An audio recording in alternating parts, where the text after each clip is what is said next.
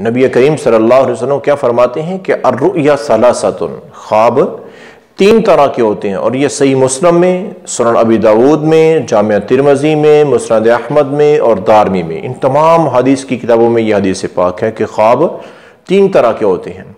Number एक, आपने फरमाया कि फर्रुया सालिहा बुशरा मिन अल्लाह अज़्ज़ व जल। पहले नंबर पर तो वो ख्वाब है जो बंदे के लिए खुशखबरी होती है, अच्छे ख्वाब होते हैं, बंदा जिनको देख के खुश होता है, अच्छे ख्वाब। फरमाया कि और ये अल्लाह ताला की तरफ से बंदे के लिए खुशखबरी होते हैं।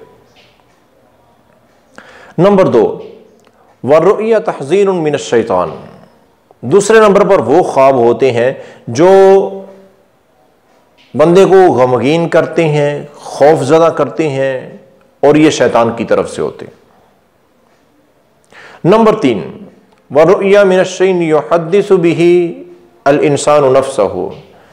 और तीसरे नंबर पे फरमाया कि वो ख्वाब होते हैं जो फजूल होते हैं, बंदे के अपने ख्यालात ही होते हैं, उनकी कोई ना वो कोई खतरनाक होते हैं, डरावने होते हैं, और ना ही वो कोई अच्छे लोग होते हैं, खुशखबरी वाले होते हैं, नहीं, वो आम से ख्वाब होती हैं, आम सी बातें होती हैं।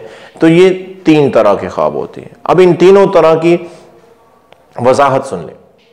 नंबर एक, जो पहले ख्वाब है ना, जो अच्छे होते हैं, जिनसे बंदे को देख के, जो ख्वाब देख के खुशी होती है, अल्लाह की तरफ से वो खुशखबरी होते हैं, तो फरमाया कि जो अच्छा ख्वाब हो वो बयान किया करो।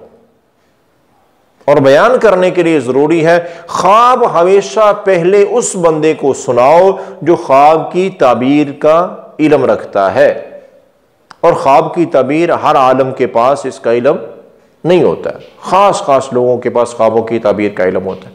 तो फरमाया कि अच्छा ख्वाब बयान करो, और बयान उसको करो कि जो ख्वाबों की ताबीर का जिसे इल्म है। जब वो उसकी ताबीर तुम्हें बता दे, उसके बाद तुम अपने किसी भी प्यारे, किसी भी अजीज रिश्तेदार को ख्वाब बयान कर सकते हो, अच्छा ख्वाब। और दूसरे नंबर पे आपने फरमाया कि जो बुरा ख्वाब होता है ना, उसके मुतालिक आपका हुक्म है कि बुरा ख्वाब जब भी आए कभी किसी को बयान ना करो, बताए नहीं है। ख्वाबों के मुतालिक ये बात याद रखें, जब तक हम ख्वाब किसी को बयान नहीं ना करते, किसी को बताते नहीं है, तब तक उस ख्वाब का अच्छा या बुरा हमारी जिंदगी में कोई असर नहीं होता है।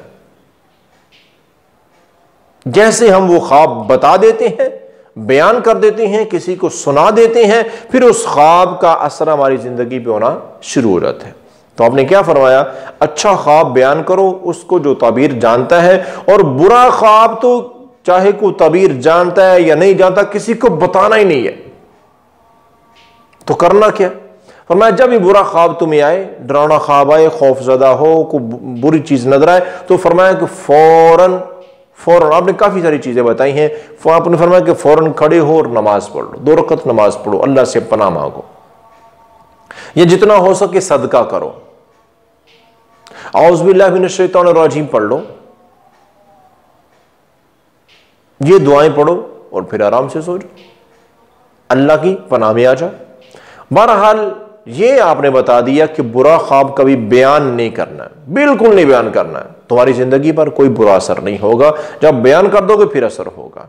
तो तीसरे नंबर पर तो वो आपने फरमाया कि वो फजूल ही होते हैं, बंदे के अपने ही ख्यालात होते हैं, तो उनको बयान करने ना करने से कोई फर्क नहीं पड़ता है। वो ख्वाब, उनकी ताबीर या उनकी हकीकत कुछ नहीं होती, वो बंदे के अपने ख्यालात होते हैं, बातें ही होती हैं। तो ये ख्वाबों के मुताल्लिक आपने अहम तरीन इरशाद फरमाया है। अल्लाह ताला हमें इसको समझने की तौफीक अता फरमाए। और याद रखें, ख्वाब जो दिन के वक्त होते हैं ना, वो तो आम चीज़ें होती हैं, वो को ख़ास अहमियत नहीं रखते। जो ख्वाब बड़े अहम तरीन होते हैं ना, वो अक्सर रात के पिछले हिस्से में होते हैं,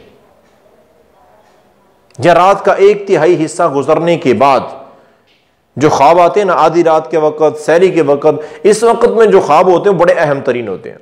अगर बुरे हैं तो बिल्कुल ना बयान करो, अच्छे हैं वो अहम तरीन है।